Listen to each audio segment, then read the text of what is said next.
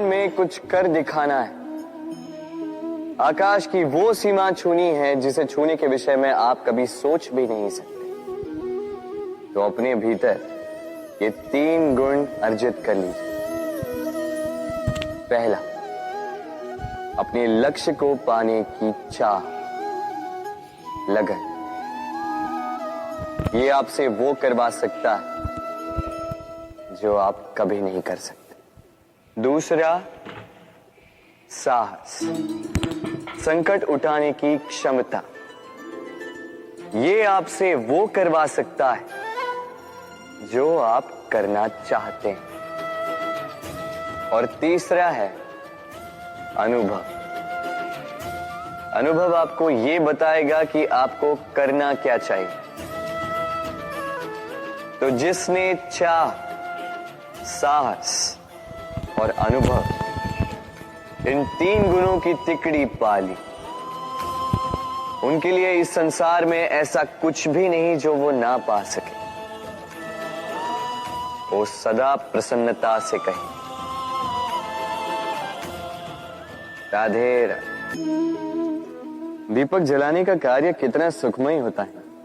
प्रकाश की ये लौ मानो आत्मा के भीतर जाकर मन में उल्लास भर देती।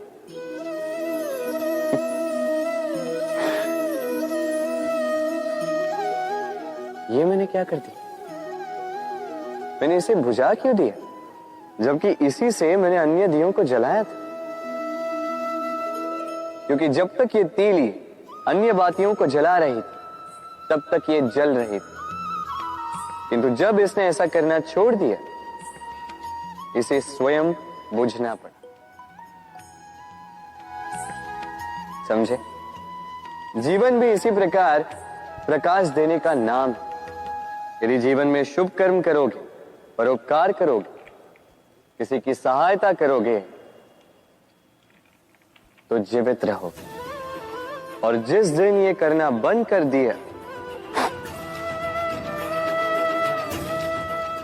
श्वास लेने के पश्चात भी मृत समान हो। इसलिए जब तक श्वास है, आशा रूपी प्रकाश का संचार करते रहिए। विश्वास कीजिए, मृत्यु के पश्चात भी अमर रहे। कितना सुंदर पुस्तक है, सुंदर आवरण है, सजाए हुए पृष्ठ है।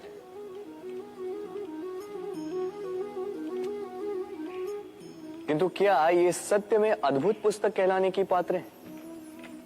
क्या इसमें जो लिखा है वो सत्य है, प्रेरणादायी है, हमारे लिए मूल्यवान है? कैसे निश्चय लिया जाए इस बात का?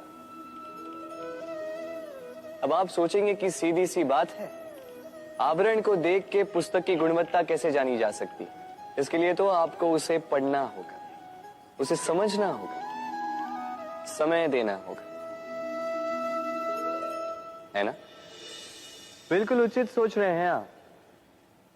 बस आश्चर्य की बात यह है कि पुस्तक के विषय में आप ये सारी बातें जानते हैं, किंतु किसी व्यक्ति के विषय में आप ये सारी बातें मन में नहीं लाते।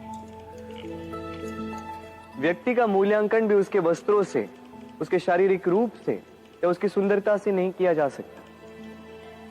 उसके लिए आपको उस व्यक्ति को पढ़ना होगा, उसे समझना होगा, उसे समय देना होगा। पर हम क्या करते हैं?